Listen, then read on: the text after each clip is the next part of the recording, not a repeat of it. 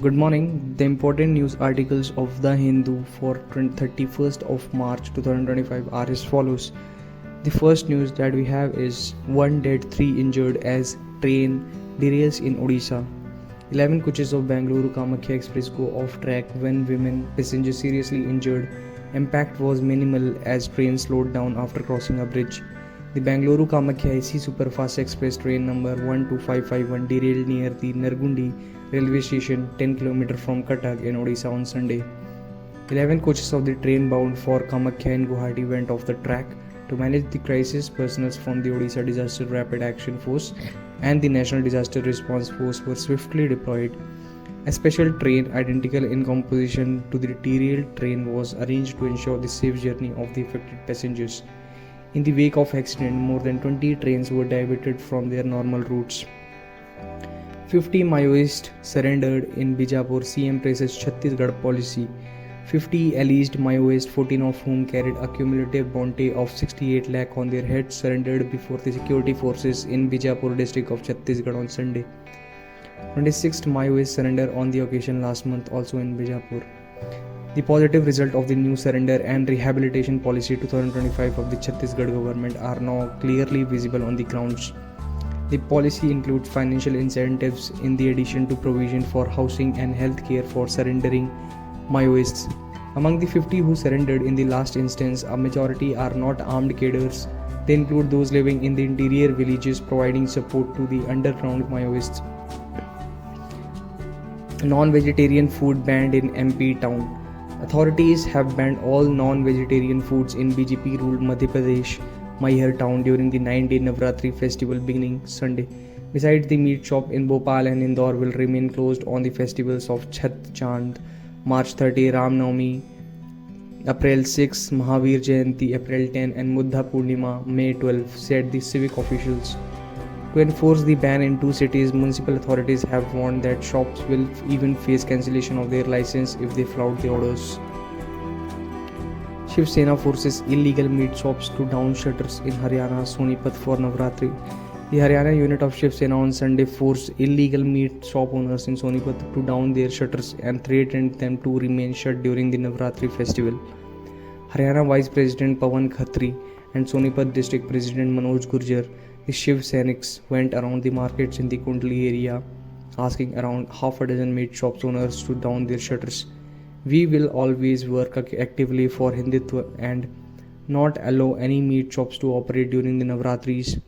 If they don't adhere, then we will use our own methods, said Mr. Khatri.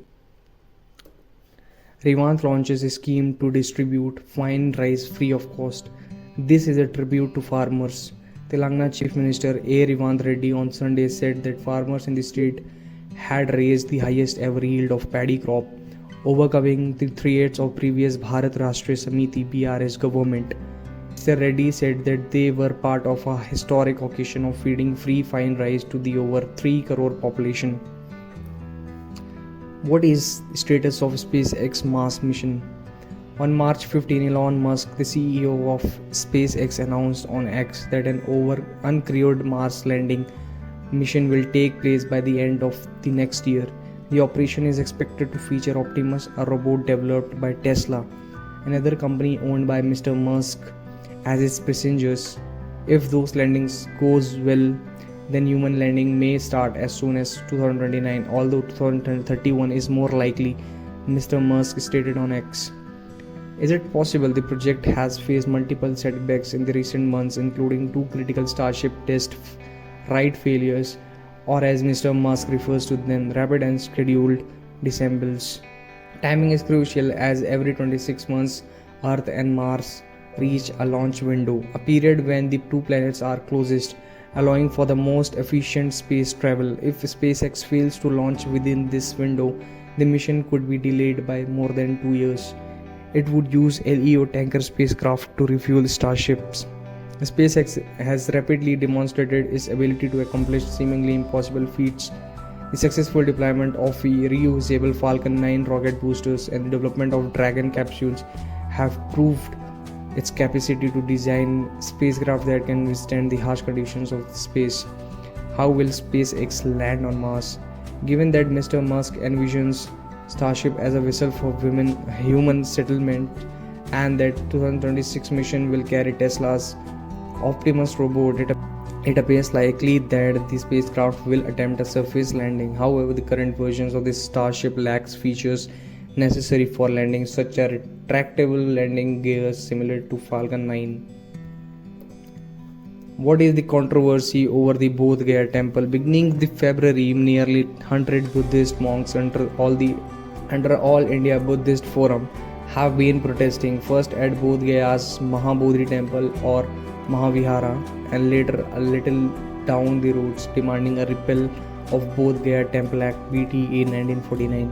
The Bodh Gaya is one of the 4 sacred sites of Buddhism, the other 3 being Buddha's birthplace, Lumbini Sarnath, where he gave his first sermon, and Kushinagar.